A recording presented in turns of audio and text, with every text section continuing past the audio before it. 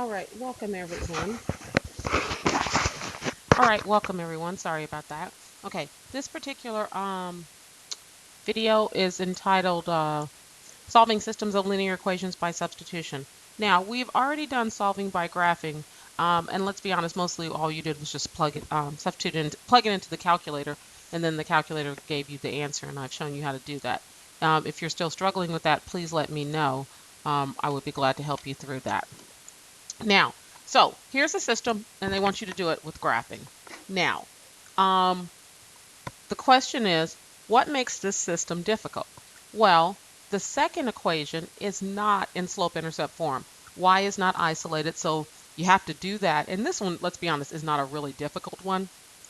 But you have to put it, in order to put it in the calculator, you have to put the second one into y equals format in order to get it to work. So it's not that it's hard, but let's just be honest, it's more work than probably what you want to do. Okay. If you're not sure how this one works, I can show you that. And it actually leads very well into what we're doing next. And so what you're going to do, I'm just waiting for my pen to catch up. There we go. I thought. Okay.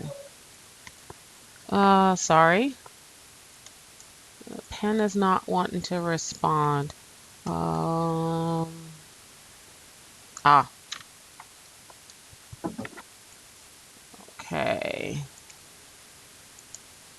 I'm pretty sure, where is it? Oh, okay. Hold on just a minute. I'm going to fix this real quick. Okay, welcome back. Fix that problem. Sorry about that. Okay, so first thing we're going to do is y equals 1. Well, y equals 1 is just this line right here. Okay. And then the second one, I would put this in slope-intercept form, so it's going to be y equals negative 3x minus 4. So you're going to go down to negative 4. 1, 2, 3, 4. Hope I did that right, because there's the x-axis. 1, 2, 3, 4. And then I want to go down 3 to, I don't have another one, so what I'm going to do is I'm going to go up 3 and then to the right. To the left. Yeah. Because instead of doing negative 3 over 1, I'm going to do positive 3 over negative 1. So 1, 2, 3, and I'm going to go here. Okay. And then all I do is draw another line. And I think that's where it's supposed to be. Looks pretty close. So, and then your solution, it looks like, should be negative 2, 1. Okay. So we got that. So let's see how well we did. Okay. So that's going to be a negative 6 plus 1. No, that would be a negative 5 equals negative 4. So my drawing's not very good. So obviously I missed something there. Yep. And that's part of the problem you run into, especially when you're doing this by hand. So that was 4. I went up 1, 2, 3, and to the left 1. And I wonder what I got. Okay. Well, that's what I got when I did it by hand. This is why it's important to show me, because I'll give you some leeway there. But you notice, like I said, you have to do more work that way. Now, what we're going to use is, we're going to definitely use another method. Okay, and this is called substitution. You guys learned this in Algebra 1. If you ever played a sport, you know what substitution means. It means the same thing in math. You're replacing one person with someone else, or replacing one thing with something else. And so what you notice is, if you look at this problem, you already have y by itself. So since we know what y is, if you substitute it into this equation, we'll get x. So it's going to be 3x plus y equals negative 4. So 3x plus 1 equals negative 4. The y equals 1 is what I have here.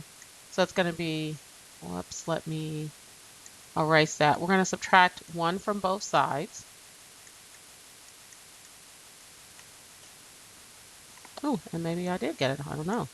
So then I get 3x equals negative 5. So divide both sides by 3. So x is negative 5/3. Okay, so if I had drawn the line a little straighter, I would have seen I got a decimal. And so my ordered pair would be negative 5/3, 1. Okay, 1 coming from here, and then the 5/3 is where I got it. And so that's what substitution is all about, replacing one thing with something else. Now, I'll be honest, I rarely use substitution unless the problem is already set up for it. I don't work to use substitution because I find it more work. I use elimination a lot. But this particular lesson, we're going to do substitution. So let's go to the next slide. Okay, and so steps that they show you in order to use the substitution method. You're going to solve one equation for one variable. Then you're going to substitute into the other equation, solve for the second variable, substitute that one in the answer into either equation to find the other variable, and then you have to check your solution in both equations in order to see if it works. It has to work in both. If it only works in one, it's not a good one. Okay, so just keep that in mind. All right, so now we're going to go ahead and do this. Sorry about that. We're going to go ahead and do this problem. And so what we're going to do is, you notice instead of having a number, y is equal to an expression. Okay, so we're going to still replace this y with this expression. So I'm going to have 2x minus 2 times 3x plus 4 equals 4. I replaced y with this 3x plus 4. Now I just need to simplify and get x. So we're going to have 2x minus 6x minus 8 equals 4. Negative 4x minus 8 equals 4. We're going to add 8 to both sides. So we're going to get negative 4x equals 12. So x is negative 3. Now that I know what x is, I can substitute it into either one of these equations. I'm going to put it in the first one because it's really easy and already set up for it. So y equals 3x plus 4. Y equals 3 times negative 3 plus 4. Y equals negative 9 plus 4. So y is negative 5. So my ordered pair is negative 3, negative 5. And notice I put that in parentheses. This is how your answer is supposed to look. Now, question at the bottom is, would you rather solve this by graphing or substitution? Really depends. It's set up for substitution, so I think substitution would be easier. That's what I would do. But if you are good with graphing and you want to do everything like that, keep in mind that the second one has to be put in slope-intercept form, or you have to solve for y in order to put it in the calculator. Okay, so just something to keep in mind there. Okay, went the wrong way. Okay, so now here's another one. Now, what makes this one a little bit different is that you have a couple of variables that you could do here. You could solve this one for y, and so you could substitute it back in here. You could solve this for x and substitute it in here. One of the things that I notice that students do a lot, you continually solve for the same variable, even though when you solve for one, you get a lot of fractions, and when you solve for the other, you don't. So if I were to solve this equation for x, I'm going to end up with a bunch of fractions. So I just wouldn't even do that. I take this first one, solve it for y. What you're going to get is y equals negative x plus 10. I'm going to replace this y with this expression. So 5x minus negative x plus 10 equals 2. So we're going to have 5x plus x minus 10 equals 2. So 6x minus 10 equals 2. 6x equals 12, so x is 2. Now that I know what x is, plug it back into the first one, might as well. So I'm going to have 2 plus y equals 10, y equals 8, so you're going to have 2, 8. Again, which one would you rather use? Substitution, it's already set up for it. It seems, to me it seems easier. But this one, actually, you could honestly do with graphing as well. Keep in mind, they can all be solved with every method. It's just sometimes one is easier to use than the other. So let's go to the next one. Okay, so now we got a word problem where you got to write it out. Oh, yay, yay, yay. Okay, so now the admission fee at a small fair is $1.50 for children and $4 for adults. On a certain day, 2,200 people enter the fair and $5,050 is collected. How many children, how many adults? So I'm going to let C be the number of children, and I'm going to let A be the adults. Now, The first thing, let's erase that so it looks better. The first thing I would do is do it compared to the number of people. So if I know if I take the number of children plus the number of adults, I have 2,200 people came to the fair. Okay. Now if I look at the prices, if I take 150 or 1.5 times the child plus $4 times the adults, I can set that equal to $5,050. Okay, now I have a substitution problem. Okay, solve for either one of these variables. I'm going to solve for C because I kind of want to get rid of that decimal. When I solve for C, I subtract A from both sides. So C is 2,200 minus A. I'm going to replace this C with this expression. So 1.5, I'm still going to have decimal, oh well, times 2,200 minus A, and I totally wrote that wrong. Now, keep in mind, you could also do it this with the other variable and still get the same answer. That's what's important, okay? Plus 4A equals 50, 50. So I would make sure I had my trusty calculator out here.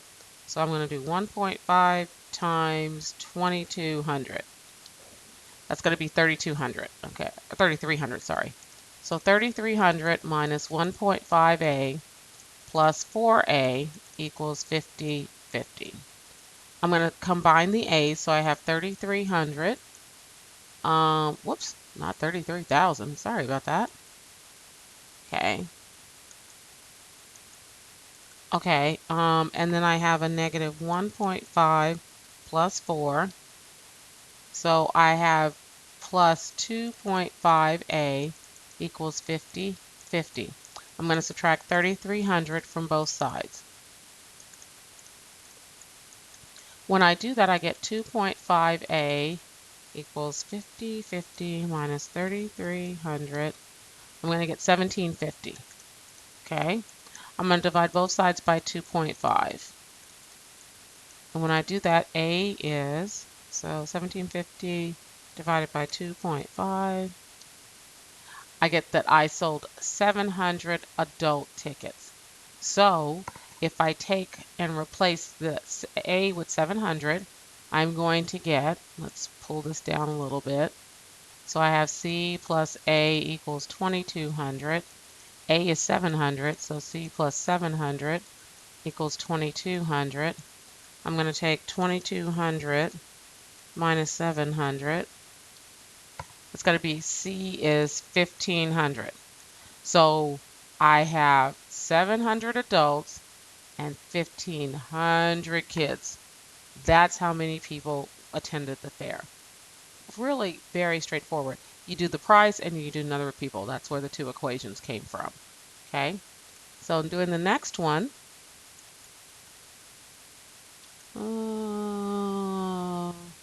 I meant to go here, sorry.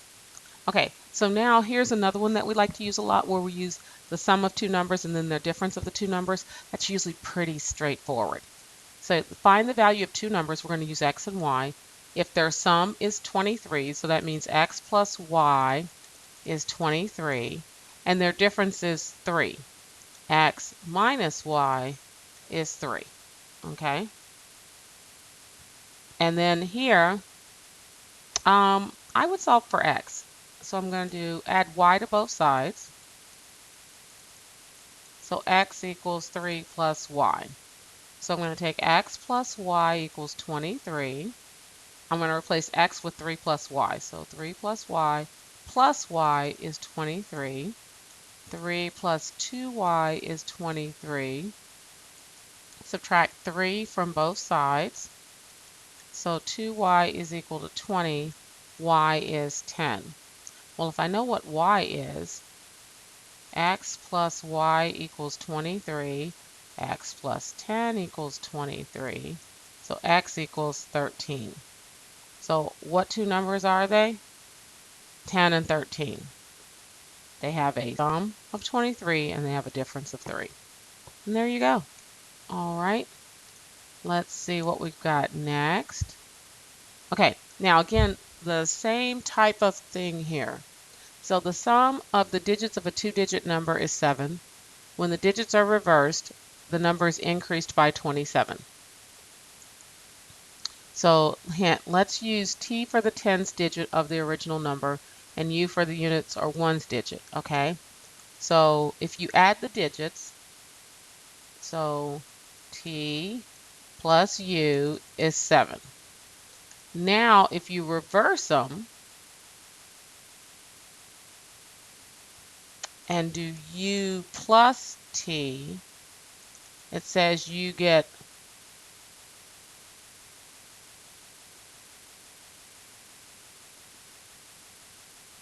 oh, wow. Hang on a second.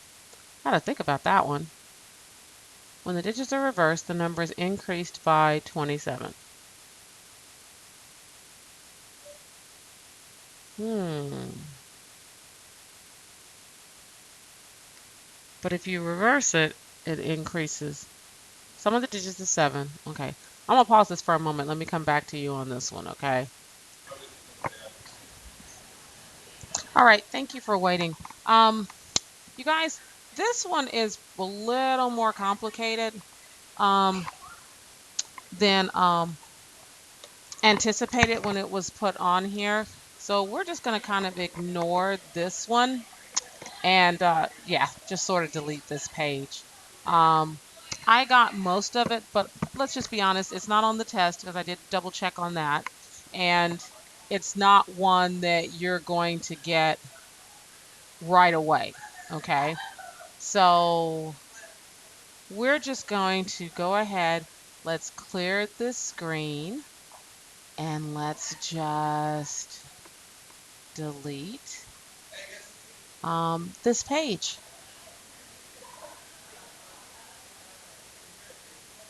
Um,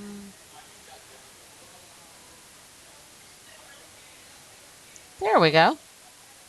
And then we don't have to worry about it. Okay, so that was the last one that I expect you to do. So if you will just work on that, and then again, you can ask questions in class, and we'll see you on the next video.